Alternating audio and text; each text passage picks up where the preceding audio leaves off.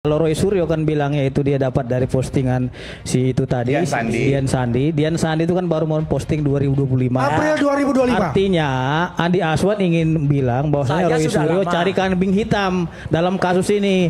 Betul. Untuk mentersangkakan Dian Sandi, itu maksud dia gitu loh. Artinya jangan cari kambing hitam dalam kasus ini. Anda harus gentleman dan bertanggung jawab karena dari 2020. Bisa baca 2020. Dari 2020. Iya benar. 20. Oke. Kenapa? Bukan 2025 dong.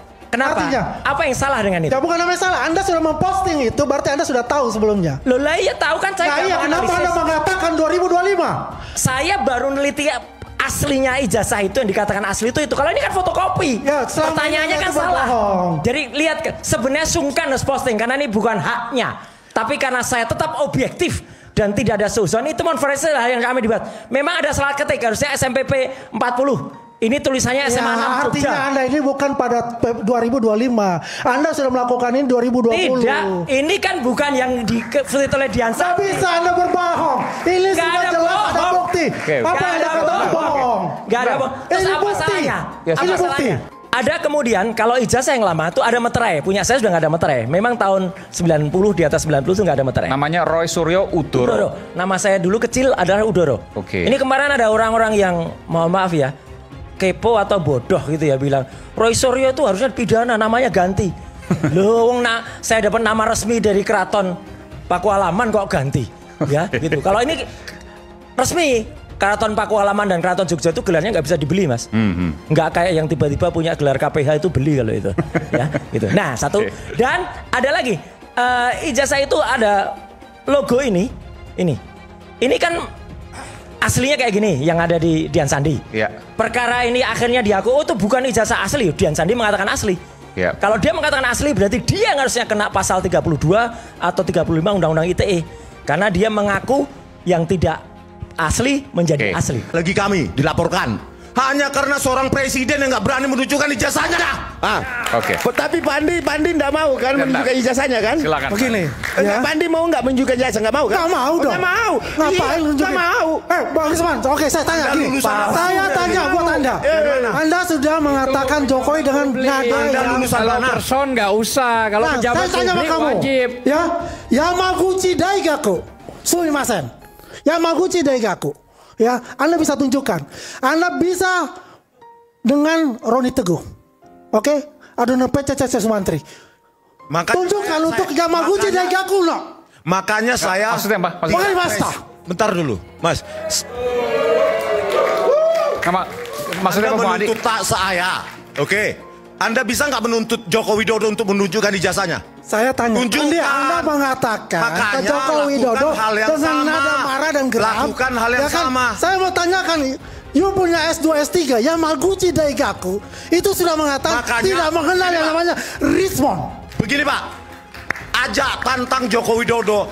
Kita bareng di Gak Solo, kita usah, tunjukkan Anda ijazahnya. dan Roni Teguh aja gak berani. Tunjukkan bersama. Roni Silamela, Saya presiden, Anda gak saya berani. Anda gak berani Anda. Ayo, Soal S2, S2, S3 Anda Anda mau jawab? dipertanyakan. Oke. Kami tidak bodoh, kami tidak bodoh, kami tidak buta, kami punya telinga, kami selalu belajar di medsos, kami selalu cari info-info yang benar. Tapi sekarang Allah buktikan, mungkin itu doa para hamba Allah yang didolimi oleh Bapak Jokowi.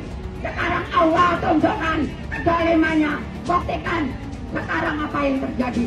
Ini bukan rekayasa, ini bukan hoax. Kenyataannya Pak Jokowi sedang sakit. Udah lihat di mana-mana.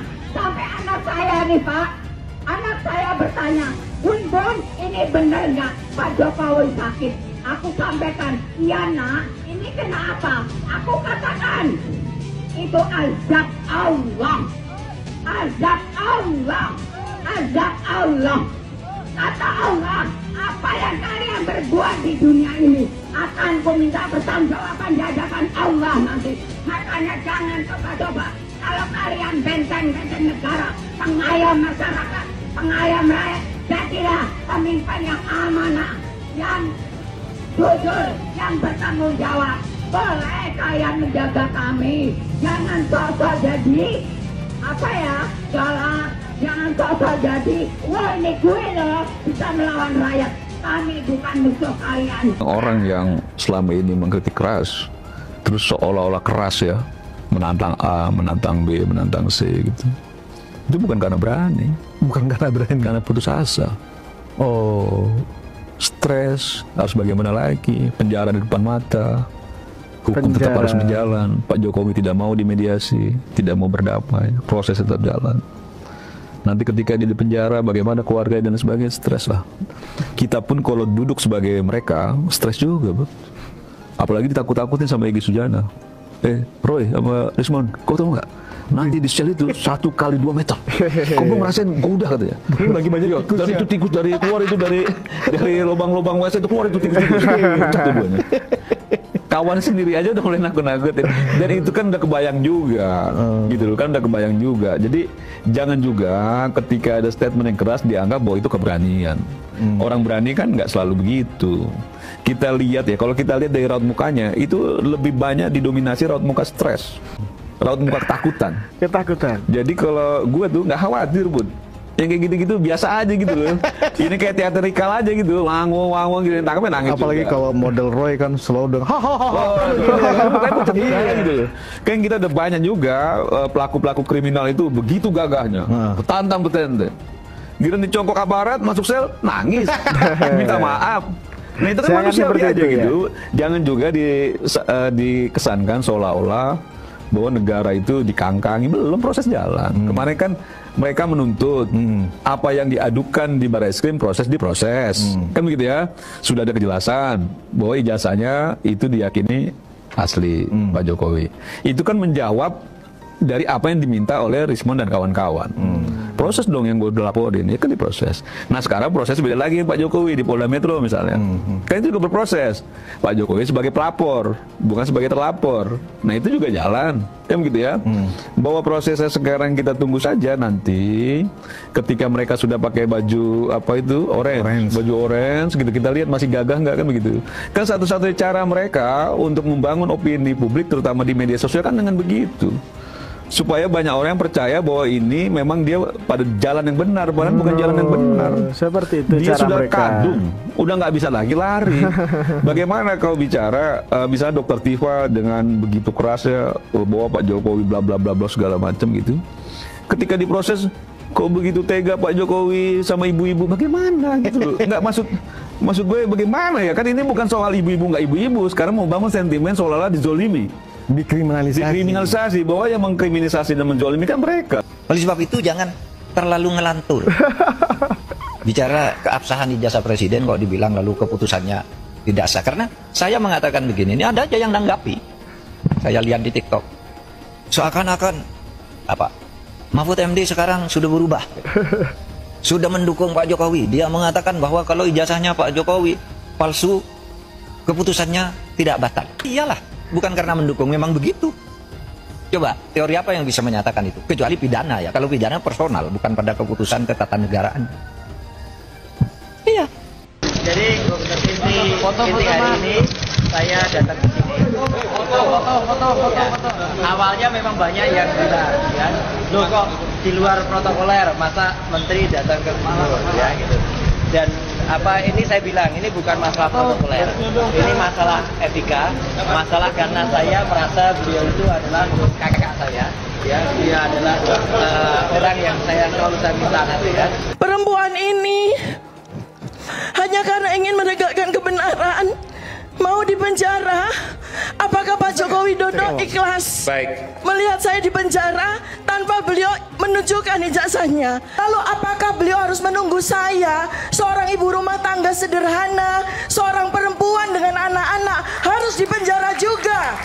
Dan beliau tidak ingin juga untuk menunjukkan ijazahnya. Apakah saya dengan Ibu Kurnia, ya, yang kondisi kesehatan beliau tidak dalam keadaan yang sangat sehat, ya, yang selama ini selalu berbakti sebagai pengacara yang tidak dibayar, beliau harus dipenjarakan juga seperti saya. Pemirsa, kali ini saya ingin membahas terkait dengan pernyataan seseorang yang mengatakan bahwa apa nggak boleh orang bertanya. Ya.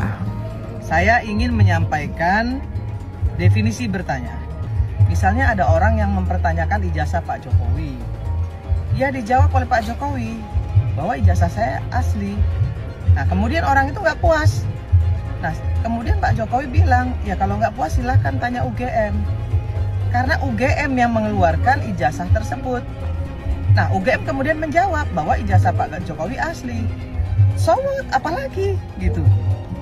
Masa nanya ijazah ke polisi, nanya ijazah mau sampai ke Singapura, aneh kan? Aneh bener. Maka itu bukan pertanyaan, tapi itu adalah pemaksaan kehendak orang bertanya, tapi jawabannya harus sesuai dengan apa yang ada di pikiran dia. Itu bukan bertanya, itu menyelidiki.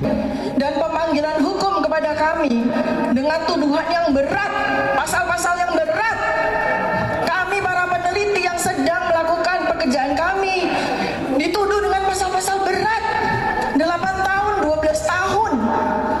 Ini sebetulnya adalah abuse of power, penyalahgunaan kekuasaan.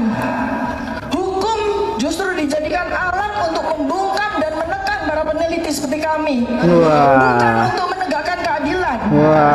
Aparat negara lebih cepat mengusut kami ketimbang menindaklanjuti berbagai kecanggalan dokumen. Ancaman hukuman kami dengan pasal-pasal karet sungguh tidak main-main. Keluarga saya, anak-anak saya mengalami teror. Anak-anak saya tidak punya salah apa-apa, mengalami teror. Kejahatan saudara Jokowi ini, kalau kita print, kertasnya kita tumpuk, kasus Jokowi ini bisa sampai ke bulan. Itu karena banyaknya kejahatan, kesalahan, dan kezaliman Joko Widodo. Karena itu hari ini kita menyampaikan tuntutan agar saudara Joko Widodo ditangkap di penjara karena penegak hukum punya wewenang menangkap untuk orang yang melakukan kejahatan yang delik pasalnya ancamannya lebih daripada 5 tahun dan setelah itu diseret ke penjara. Takbir! Ini seandainya Puslapor bilang asli gitu ya, nggak bisa.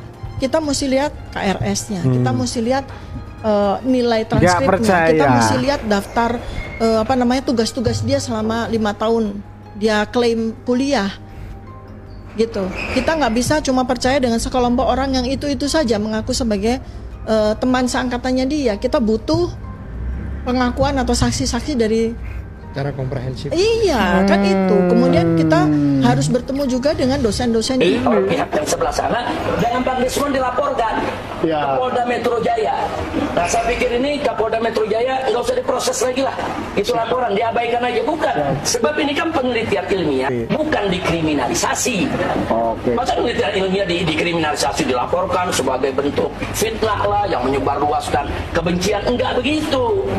Nah, jadi sekali lagi bahwa Bang Desmond dan kawan-kawan sudah betul itu jalan, teruskan. Kalau hasil kalian, ya, ini saya ingatkan kepada laboratorium forensik Bareskrim, ya, kalau kalian merasa bahwa hasil kalian itu reliable dan otentik, maka harus siap kita sama-sama bersepakat untuk menentukan laboratorium yang independen di luar negeri. Kami, Dr. Roy Suryo, Dr. Rismon Hasio Lansiadipa, Rizal Fadila Esa, Dr. Kifauzia Diasuma, Kurnia Tri Royani, dan Profesor Egi Sujana SHMSI dilaporkan oleh saudara Joko Widodo ke Polda Metro Jaya tanggal 30 April 2025. Bareskrim tiba-tiba bergerak cepat memproses aduan masyarakat tentang ijazah palsu Jokowi dan menyebut sudah 90% melakukan penyelidikan yang akan dituntaskan melalui tes laboratorium forensik terhadap ijazah Jokowi. Berkenaan dengan hal itu, Tim Advokasi Anti Kriminalisasi Akademisi dan Aktivis menyatakan sikap. Pertama, kami menolak hasil tes laboratorium forensik secara sepihak oleh Bareskrim Polri karena proses yang sepihak ini syarat muatan politik, tidak egaliter, tidak transparan, tidak kredibel dan tidak akuntabel. Karena proses sepihak ini tidak dapat dipahami sebagai proses penegakan hukum, melainkan memiliki tendensi politik untuk menyelamatkan Jokowi melalui sebuah proses yang ujungnya patut diduga ijazah Jokowi akan dinyatakan asli. Diduga kuat hasil tes ijazah Jokowi akan dinyatakan identik atau asli.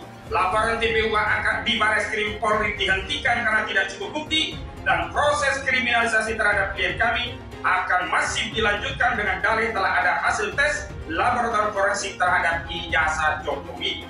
Keempat, kami hanya akan mempercayai dan menerima hasil uji laboratorium forensik terhadap ijazah Jokowi sepanjang proses tersebut melibatkan berbagai stakeholders, terlapor di Polda, akademisi, lembaga kredibel, ahli dari internasional, hingga perwakilan DPR. Kami ingin mengatakan bahwa sudah waktunya polisi berbenah diri untuk tidak serampangan menerima segala bentuk pelaporan-pelaporan yang sesungguhnya pelapor tersebut tidak lebih daripada orang-orang yang disewa untuk melaksanakan sesuatu yang disebut dengan nabok nyilih tangan. Meskipun akhirnya keluar juga Bapak Joko Widodo untuk menyampaikan laporan sendiri. Saya ingin mengatakan jangan pernah coba-coba untuk berusaha untuk menyelundupkan hukum hanya demi mengikuti hasrat, syahwat, serta kekuasaan yang dimiliki oleh mantan presiden 2 periode yaitu Joko Widodo. Pada saat menjadi presiden Anda menyusahkan rakyat, dan setelah Anda menjadi rakyat Anda menyusahkan presiden dan rakyat. Marilah kita bangsa ini kapok untuk senantiasa merusak hukum. Dari tim advokasi anti ijazah bodong, selamatkan legasi sejarah bangsa Indonesia, kami ingin memulai Indonesia yang bersih. Jokowi ini bukan hanya harus diadili tapi harus dipenjara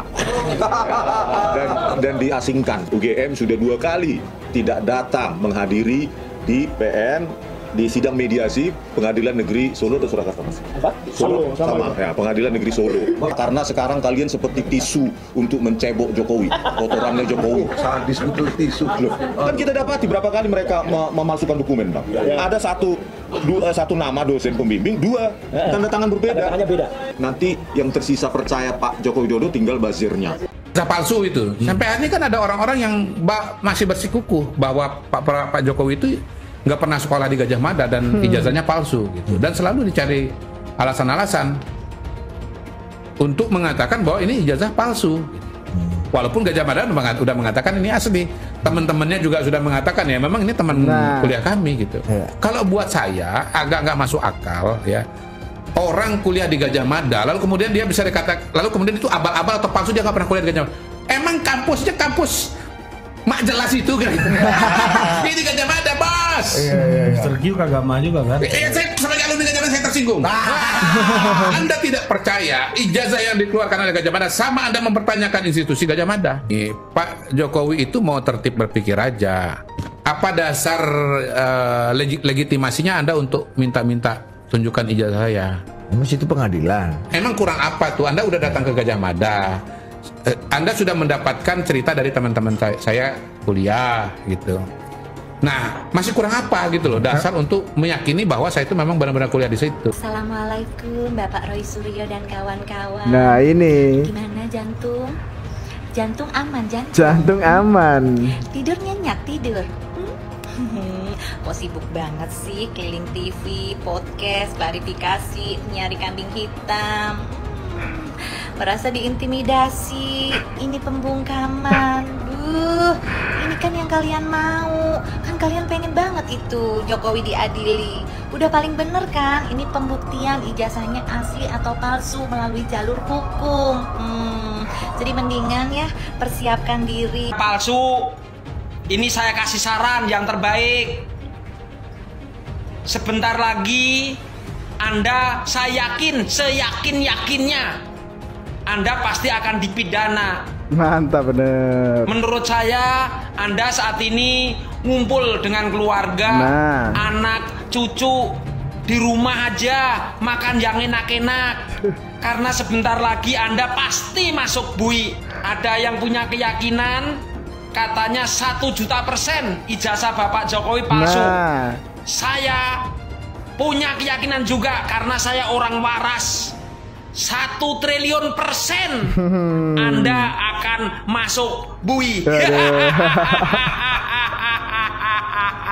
Jadi prosesnya jangan dibalik. Proses pembuktian belum, tahu udah pencemaran nama baik. Nah, jadi kita minta Bareskrim kerja, Polda Metro Jaya tolong Kapoldanya abaikan saja laporan Pak Jokowi karena bukan barang bukti. Toh nanti bisa dibuktikan ini pencemaran atau bukan pencemaran, terbukti pada saat pembuktian ijazah itu palsu atau asli. Tapi problem seriusnya, saya bertanya kepada Prabowo Subianto yang terhormat, sahabat saya bos dia.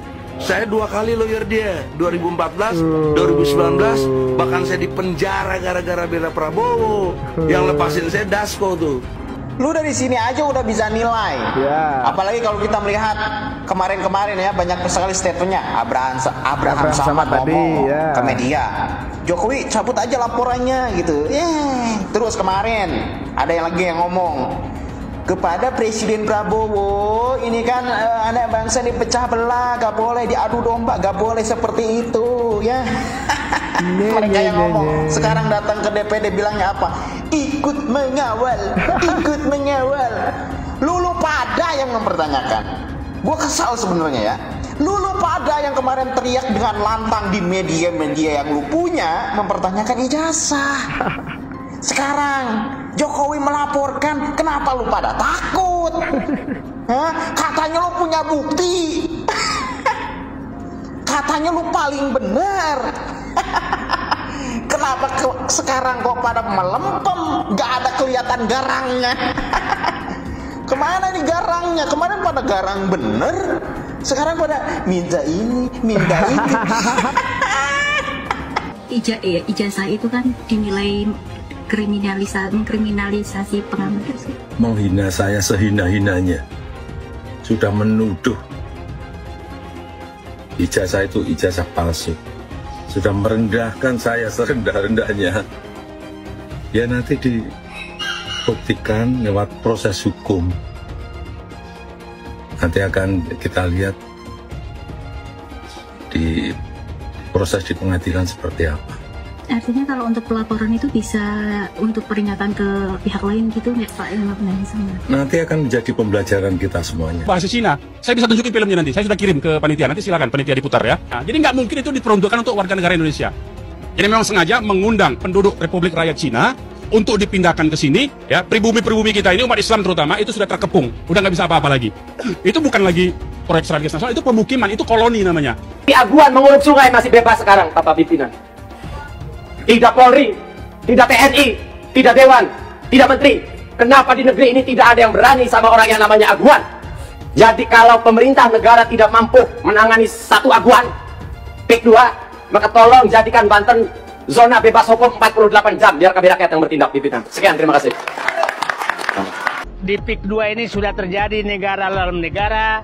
Anehnya tidak ada satu lembaga pun, termasuk Angkatan Laut, yang berani menyatakan siapa yang membangun pagar. Jadi bagi pihak-pihak menyatakan tidak terjadi negara dalam negara, saya katakan mulai dari Kosambi sampai Tanah Arah sana, sampai sana, itu sudah tidak ada negara. Mohon maaf, kalau yang di wilayah lainnya itu masih ada harga 30.000, 50.000 itu murah sekali per meter. Ini dia nggak bayar sama sekali laut kita. Ini pantai kita ini. Nggak ada harga yang dibayar oleh otoritas dari PIK 2 ini gitu. Masya Allah, makin gila-gilaan korupsi. Terus Habaib sama Kiainya disuruh ribut urusan sara rasis, saudara. Mau diadu domba, mau dibenturin. Koruptor akhirnya makin merajalela, makin gila-gilaan. Nggak sampai di situ, kedaulatan negeri mau dirampok, mau diacak-acak. Ini yang lagi rame kasus PIK 2, saudara. Di utara Pulau Jawa, sebagian barat, Banten, Jakarta. Laut ada pagernya. Zaman Fir'aun aja, segila-gilanya Fir'aun gak pernah ngemagerin Laut Merah, saudara. Baru kayak sedikit udah mager laut, Udah gitu anehnya 30 km laut dipagar dari RT, RW, lurah, camat, sampai presiden nggak tahu. Lu buta. Kacau tidak?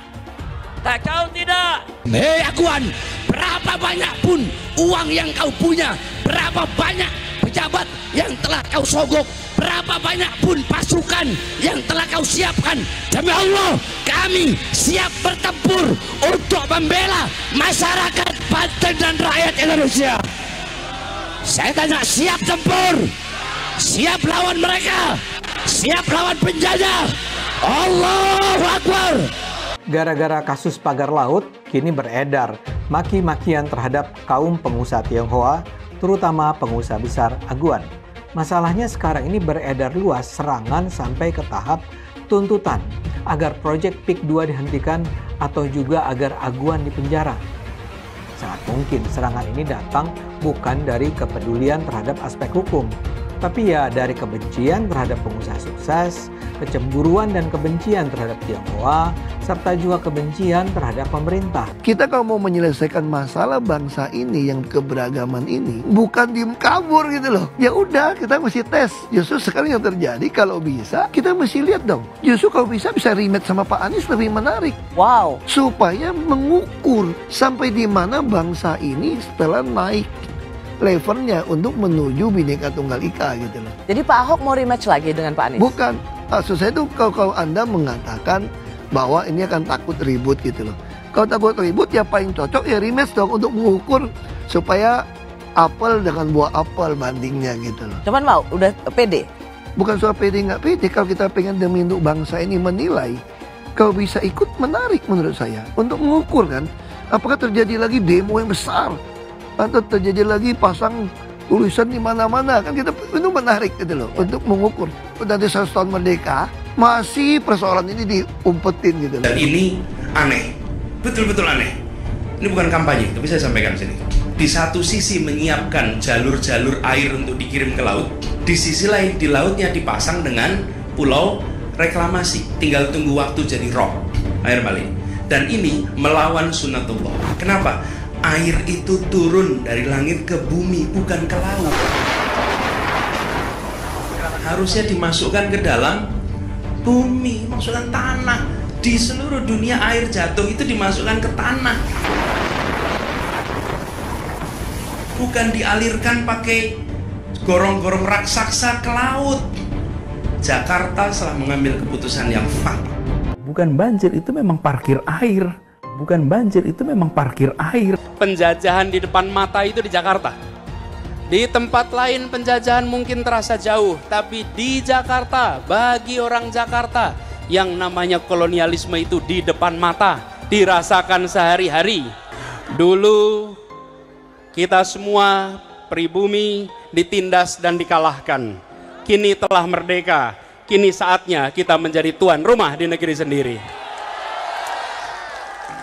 Hai semua, nama saya Jonas Leong. Saya adalah investor saham, forex, dan juga kripto. Channel ini banyak membahas tentang berita terkini, edukasi finansial, investasi, dan lainnya. Jangan lupa subscribe channel ini kalau kamu suka dengan konten yang serupa. Follow juga sosial media lainnya yang saya taruh link di kolom deskripsi. Di sana kalian bisa dapatkan konten yang berbeda. Saya juga punya Telegram channel yang isinya berfokus kepada trading dan juga investasi. Itu Telegramnya gratis. Oke, kita lanjut ke videonya. Sebagian besar penonton di video ini setelah menonton video di awal mungkin bertanya, apakah kejadian seperti krisis 98 akan kembali terulang? Belum lagi keadaan global yang tidak menentu. Lalu apa yang bisa kita lakukan untuk selamat dari krisis yang mungkin akan datang dalam waktu dekat? Jawabannya adalah investasi. Kebanyakan dari kalian yang lagi nonton, kalau investasi pikirannya pasti hanya di properti. Tapi ketika terjadi krisis seperti 98, apa yang terjadi dengan rupiah ketika hyperinflasi? Dan juga apa yang terjadi dengan harga properti? Harga dolar naik dari Rp2.500 terbang ke Rp15.000. Otomatis, utang yang harus kita bayarkan naik 6 kali lipat. Banyak sekali bisnis yang bangkrut. Kebakaran terjadi di mana-mana. Rumah pun bagaikan tidak ada harganya. Mau dijual pun tidak ada yang mau beli. Saya tidak mengatakan ini akan terjadi lagi. Tapi kemungkinan terjadi seperti Mei 98 tetaplah ada.